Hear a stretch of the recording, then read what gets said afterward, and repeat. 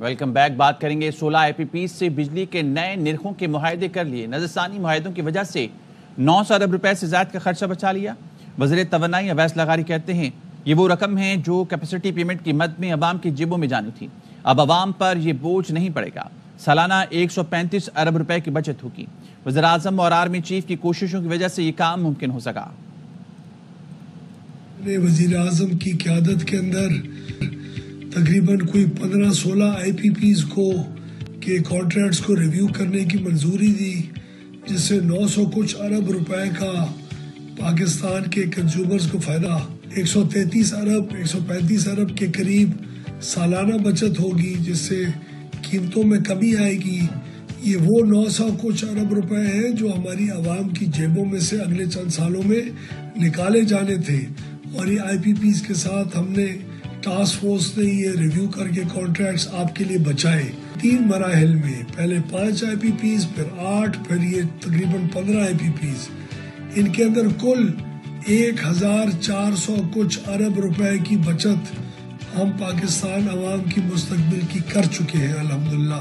شکریہ ادا کروں گا وزیر اعظم صاحب کا اور ایس آئی ایف سی کا اور آرمی چیف کا، جنہوں نے ہر مرحلے میں ہماری مدد کی اور whole of the government approach کے ذریعے ٹاسک فورس کو بھی ہماری مدد کے لیے بھیجا. گورنر سندھ کامران ٹیسوری نے مولانا فضل الرحمان کو حلیم اور حلوے کی دعوت دے ڈالی.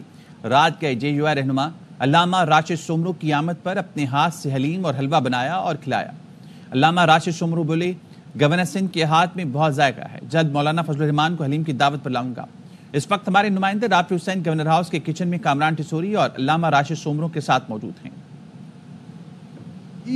اس وقت ہم موجود ہیں گورنر ہاؤس کے کچن میں، اور کچن میں آنے کی وجہ یہ ہے کہ گورنر سندھ کامران خان ٹیسوری نے آج خصوصی طور پر حلیم تیار کیا ہے، اور حلیم کے ساتھ ساتھ میٹھے میں حلوہ بھی تیار کیا. اور یہ سب تواضع کا اہتمام کیا گیا ہے جے یو آئی کے رہنما علامہ راشد سو کے لیے. وہ بھی گورنر ہاؤس پہنچے ہیں. اس وقت گورنر سندھ ہمارے ساتھ موجود ہیں، ان سے بات کرنے. دیکھیں، یہ جو شوق ہے کبھی نہاری اور کبھی حلیم بنانے کا، یہ میں اکثر و بیشتر کرتا رہتا ہوں.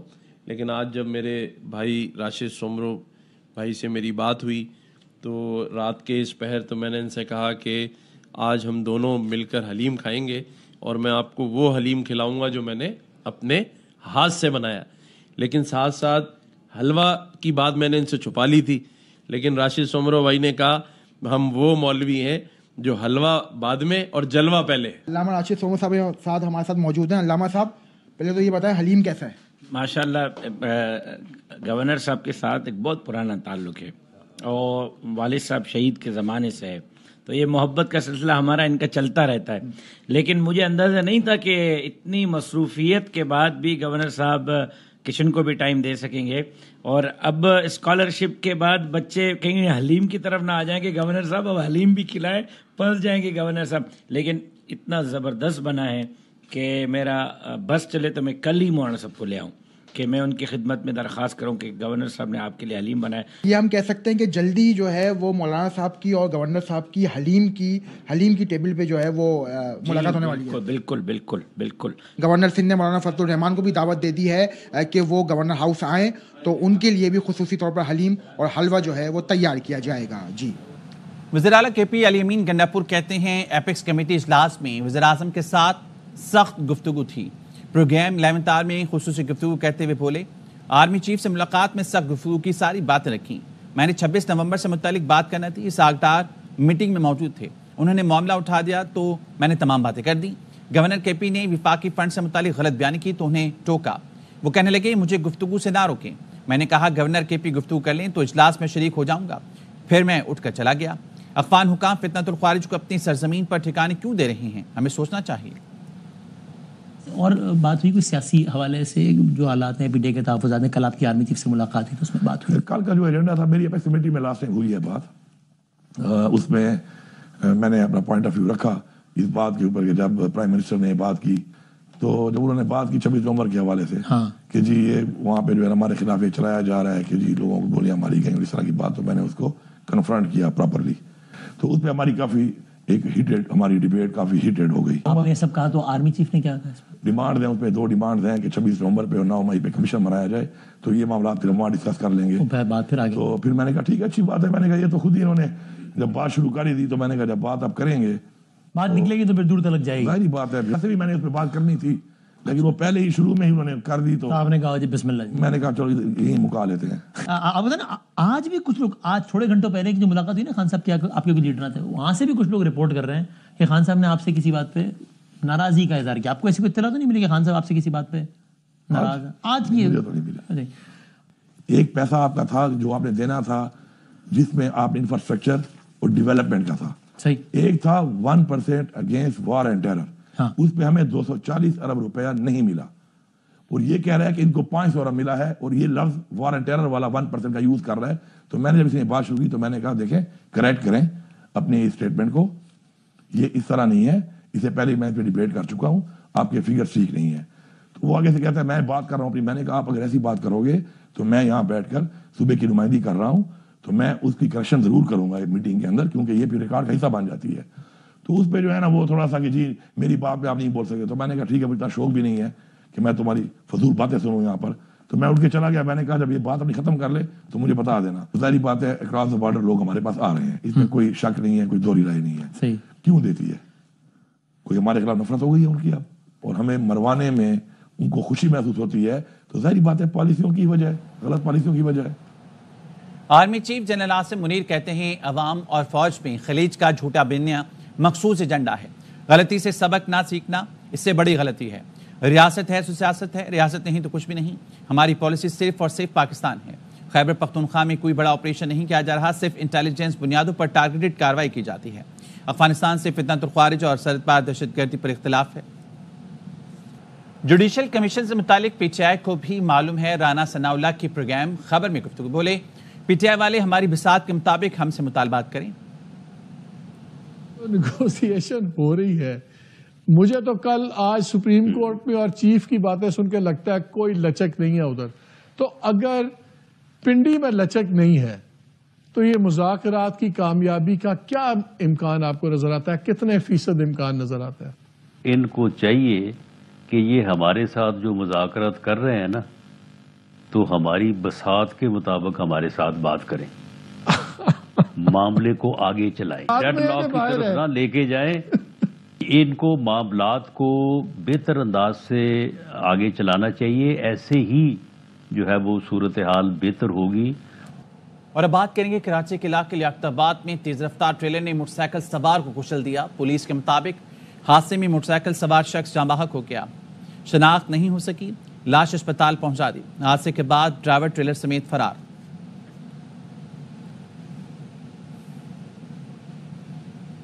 کراچی میں گلستان جوہر ٹریفک حادثے کا مقدمہ شارف فیصل تھانے میں درج. حادثے کا ذمہ دار وزراء ہاؤس کا ہیلی کاپٹر انجینئر نکلا. حادثے میں میکینک جاں بحق, 2 زخمی ہو گئے تھے. نذیر شاہ کی رپورٹ دیکھیے. گورنر سندھ کامران ٹسوری 8 روز سے لاپتہ بچے سارم کے گھر پہنچ گئے. سارم کے والد کو ہر ممکن تعاون کی یقین دہانی کرائی. گورنر کامران ٹسوری کہتے ہیں ایسا واقعہ جس کو سننے کے بعد کسی بھی والدین کے اوسان خطا ہو جائیں. کیا تاثر جا رہا ہے اس شہر کا جو معاشی ہب ہے, وہاں بچے اغوا ہو رہے ہیں. جس نے یہ حرکت کی ہے وہ صبح تک بچے کو چھوڑ جائے, کوئی کچھ کرنے نہ کرے وہ اس کا حال برا کر دیں گے. آئی جی سندھ سے بات کروں گا, وعدہ کیا ہے کہ جو کر سکا کروں گا. کیا تاثر جا رہا ہے ایک ایسے شہر کا جو پورے پاکستان میں معیشت کا شہر کہلاتا ہے. پورا پاکستان اس شہر کے نام سے پہچانا جاتا ہے, اور یہاں کبھی کوئی کچرا کنڈی میں مل رہا ہوتا ہے, کبھی کسی کو ڈمپر کچل کے چلے جاتے ہیں, کبھی کسی کو پانی کا ٹینکر کچل دیتا ہے, اور کبھی بچے لاپتہ ہو جاتے ہیں, کبھی گٹر کے ڈھکنے نہ ہونے کی وجہ سے بچے گٹر میں گر جاتے ہیں. کوئی سنوائی نہیں ہے, کوئی پرسان حال نہیں ہے, اور کوئی اس پر کان بھی نہیں دھر رہا ہے. میں ایک بات بڑی واضح کر دوں, اس کیس میں اگر کسی نے بھی یہ حرکت کی ہے اور وہ 24 گھنٹے تو دور ہیں, صبح تک اس بچے کو یہاں چھوڑ جائے, اور اگر ایسا نہیں کرتا اور وہ ہاتھ میں آ جائے گا میں آپ کو یقین سے کہہ رہا ہوں کم از کم کوئی کچھ کرے نہ کرے میں اس شخص کو نہیں چھوڑوں گا، بالکل نہیں چھوڑوں گا، اور اس کو ایسی قرار واقعی سزا دلواؤں گا کہ مجھے اندازہ ہے، میں خود ایک باپ ہوں، میں جب یہ بات بھی کر رہا ہوں تو میں کس دل سے کر رہا ہوں یہ میرا اللہ جانتا ہے۔ تمام جو ہماری لا انفورسمنٹ ایجنسیز ہیں میں ان سے بھی ریکویسٹ کروں گا کہ اس پر فوری توجہ دیں۔ آئی جی صاحب کو میں خود بات کروں گا۔ کراچی انٹر بورڈ کے متنازع نتائج کے خلاف جماعت اسلامی میدان میں آ گئی۔ جمعرات کو انٹر بورڈ آفس کے سامنے مظاہرے کا اعلان، ٹینکر حادثات پر صوبائی حکومت سے جواب مانگ لیا۔ فیض اللہ خان کی رپورٹ۔ اسلامی کراچی کے امیر منم ظفر خان نے ادارہ نور حق کراچی میں پریس کانفرنس سے خطاب کرتے ہوئے کہا کہ کراچی کے طلبہ کے ساتھ زیادتی کی جا رہی ہے، امتحانی نتائج سے صورتحال واضح ہو چکی ہے، سندھ میں تعلیم کا شعبہ تباہ ہو چکا ہے۔ انٹر بورڈ کے باہر متاثرہ طلبہ اور والدین کے ساتھ 16 جنوری کو احتجاج کریں گے۔ بورڈ آفس نے کمیٹی تو بنا دی لیکن عملاً اس کمیٹی کا کوئی کردار نظر نہیں آ رہا۔ یہ نہیں ہو سکتا کہ 80% سے زائد نمبر لینے والے طلباء کو 27% اور 30% دیے جائیں۔ جماعت اسلامی کراچی کے امیر کا کہنا تھا کہ گزشتہ 12 دنوں میں 28 افراد روڈ حادثات میں جاں بحق ہو چکے ہیں، زیادہ تر واقعات ٹینکرز کی وجہ سے پیش آئے۔ صوبائی حکومت ٹینکر مافیا کے خلاف خاموشی اختیار کیے بیٹھی ہے۔ جماعت اسلامی اس صورتحال پہ چپ نہیں رہے گی، اس کے خلاف بھی احتجاج کریں گے۔ کیمرامین کاشف احمد نظامی کے ساتھ Faizullah Khan, ARY news Karachi. Bangladesh کے principal staff officer lieutenant general SM Qamar ul-Hassan کا دورہ Pakistan. Army chief general Asim Munir سے ملاقات۔ ISPR نے بتایا ملاقات میں خطے کی صورتحال پر تبادلہ خیال اور دو طرفہ تعاون بڑھانے پر غور کیا گیا۔ مضبوط دفاعی تعلقات کی اہمیت پر زور دیا گیا۔ دونوں برادر ملکوں کے درمیان پائیدار شراکت بڑھانے پر اتفاق کیا گیا۔ آرمی چیف نے خطے میں امن و استحکام کو فروغ دینے کے لیے مشترکہ کوششوں کا اعادہ کیا اور کہا دونوں ملک باہمی تعاون کے ذریعے علاقائی سلامتی میں تعاون جاری رکھیں گے۔ دونوں ملکوں کے درمیان شراکت بیرونی اثرات کے خلاف مستحکم رکھنے پر اتفاق ہوا۔ لیفٹیننٹ جنرل قمر الحسن نے پاک فوج کی غیر معمولی پیشہ ورانہ مہارت کی تعریف کی، انسداد دہشت گردی جنگ میں مسلح افواج کی قربانیوں کا اعتراف کیا۔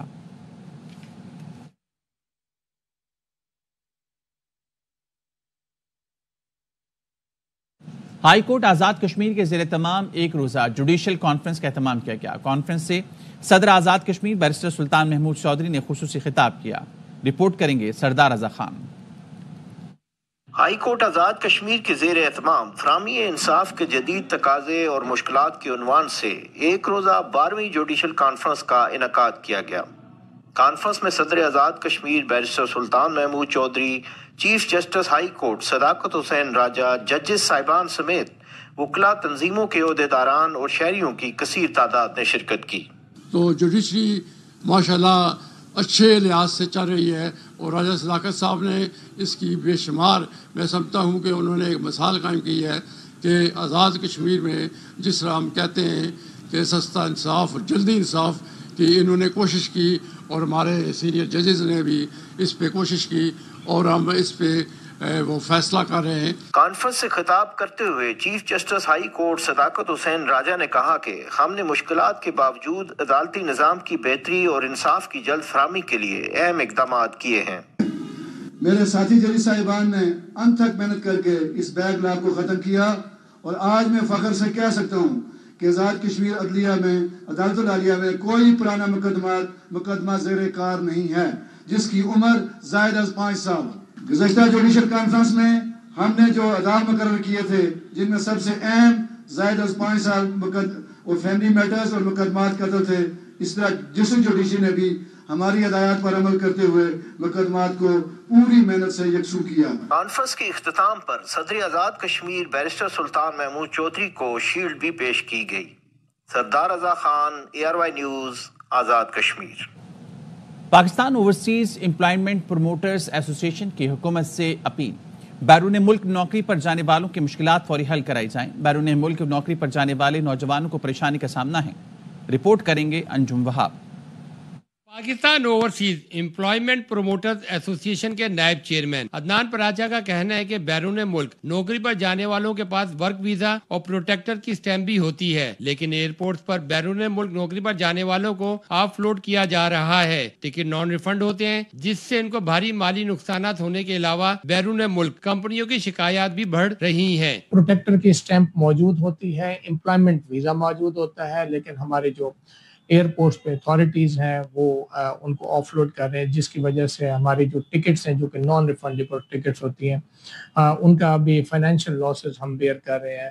عدنان پراچا کا کہنا تھا کہ اوورسیز امپلائمنٹ پروموٹرز ایک معاہدے کے ذریعے نوجوانوں کو ورک ویزا پر بھیجتے ہیں۔ بیرون ملک پاکستانی ورکر سالانہ 33 سے 34 ارب ڈالر کا قیمتی زر مبادلہ بھیج رہے ہیں۔ پاکستان سے نوجوانوں کو دنیا کے مختلف ممالک کے اندر ملازمت پہ بھیج کے پاکستان کے لیے 34 سے 35 ارب ڈالر ریمیٹنس سالانہ بیسس پہ ہم جنریٹ کر کے دے رہے ہیں۔ عدنان پراچا نے کہا کہ وزیر اعظم اور وفاقی وزیر داخلہ سے اس معاملے کا فوری نوٹس لینے کا مطالبہ کرتے ہیں، بیرون ملک نوکری پر جانے والوں کی مشکلات فوری حل کرائی جائیں۔ کیمرہ مین کاشف نظامی کے ساتھ انجم وہاب، ARY نیوز کراچی۔ بیرسٹر امجد ملک کی بطور vice chairman overseas Pakistani commission Punjab تعیناتی پر برائسٹل میں ان کے اعزاز میں ایک تقریب ہوئی جس میں مختلف مکاتب فکر سے تعلق رکھنے والے افراد نے شرکت کی۔ زاہد نور کی رپورٹ۔ برطانیہ سے بیرسٹر امجد ملک کو vice chairman overseas Pakistani commission Punjab تعینات ہونے پر ان کے اعزاز میں روچرل کے مقامی ہال میں پاکستان مسلم لیگ نون کے ہیڈ آف ٹریڈ ونگ برائے برطانیہ چودھری خالد محمود اور محمد عابد نے ایک پروکار استقبالیہ تقریب کا اہتمام کیا، جس میں consul general of Pakistan Manchester Muhammad Tariq Wazir, رکن برطانوی parliament Afzal Khan, mayor Rochdale Shakeel Ahmed, deputy leader Rochdale council Ali Adalat سمیت برطانیہ کے مختلف شہروں سے مختلف مکاتب فکر سے تعلق رکھنے والے افراد نے شرکت کی۔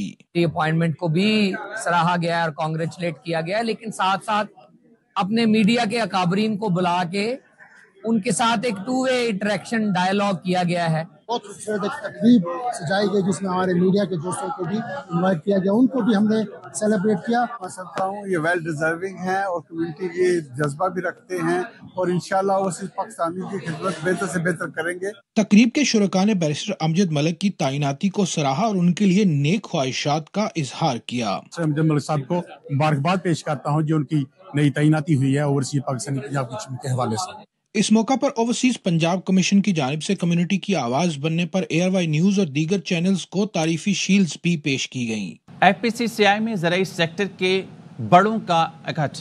زرعی ماہرین کہتے ہیں زرعی ملک ہونے کے باوجود کپاس باہر کے ممالک سے امپورٹ کرنا پڑ رہی ہے۔ اس سال 10 ملین بیلز کا ہدف رکھا ہے۔ محمد مظہر اقبال کی رپورٹ۔ FPCCI ریجنل آفس میں pattern in chief UBG SM Tanveer نے پریس کانفرنس سے خطاب کرتے ہوئے کہا مارچ یا اپریل کے اندر 10 سے 12 روپے فی یونٹ بجلی سستی ہوگی۔ کاٹن کی جو آدمی اسٹاک کرے، جو ویئر ہاؤسنگ کرے وہ کر سکتا ہے، بٹ اس پر ٹیکس نہیں لگے۔ مسئلہ یہ ہے کہ اگر ایک آدمی خریدتا ہے تو ظاہری بات ہے بعد میں تھوڑی مہنگی بیچنا چاہے گا، اس پہ ٹیکس لگ جاتا ہے، اور جب اسپنر کو بیچتا ہے تو اس پہ ڈبل ٹیکس لگ جاتا ہے۔ تو ہم نے اس کو بھی کریٹ کرنے کے لیے پروپوزل دیا ہے، یہ گندم پہ بھی کرنا چاہتے ہیں اور یہ اس پہ کہ یہ ڈبل ٹیکسیشن کم ہو جائے۔ Chairman Pakistan high tech hybrid crops ایسوسی ایشن شہزاد علی ملک نے کہا ملک میں ہائیبرڈ بیج سے ہی انقلاب آ سکتا ہے۔ جس طرح ہم نے میز میں اور رائس ہائیبرڈ میں اپنی پیداوار بڑھائی، اسی طرح کاٹن کی پیداوار بڑھانے کے لیے ضروری ہے کہ ہم جو کنونشنل طریقے سے کرتے آئے ہیں پچھلی کئی دہائیوں سے، اس میں سے نکل کے ہم ان کنونشنل طریقے سے ماڈرن جو ٹیکنالوجی ہے ہائیبرڈ اپناتے ہوئے ہم ہائیبرڈ کی طرف جائیں۔ اس موقع پر ریجنل چیئرمین ذکی اعجاز، شام لال منگلانی، خالد کھوکھر اور دیگر نے بھی حکومت سے کسانوں کو ریلیف اور زرعی اجناس کی امدادی قیمت کے اعلان کا مطالبہ کیا۔ کیمرہ مین طاہر مغل کے ساتھ Muhammad Mazhar Iqbal, ARY news, Lahore. Railway police Lahore نے جعلسازی اور دھوکہ دہی سے بھرتی کی کوشش کرنے والے 4 ملزمان کو گرفتار کر لیا۔ ملزمان علی رضا اور حسنین علی نے ریلویز پولیس کے فزیکل ٹیسٹ میں شامل ہونے کے لیے جعلی رول نمبر سلپس تیار کی تھیں۔ ریلوے پولیس کے ترجمان قمر عمیر ساجد کے مطابق کمپیوٹر اور ریکارڈ رجسٹر چیک کیا تو فراہم کردہ معلومات غلط نکلی۔ ملزم زہیب اصل امیدوار کی جگہ دوڑ میں شامل ہونے اور امیدوار عدیل نے درخواست فارم میں غلط معلومات فراہم کی۔ جبکہ 4 میں سے 2 ملزمان نے جعلی رول نمبر سلپس تیار کرنے کا اعتراف بھی کیا۔ ملزمان حسنین علی اور علی رضا کو گرفتار کر کے تھانہ ریلویز پولیس لاہور مقدمہ درج کر لیا گیا۔ ملزم زہیب نے اصل امیدوار وقار عباس کی جگہ دوڑ لگانے کے لیے حاضر ہونے کا اعتراف بھی کر لیا۔ نیوز بلیٹن سے فی الحال اتنا ہی، حاضر ہوں گے ہیڈ لائنز کے ساتھ۔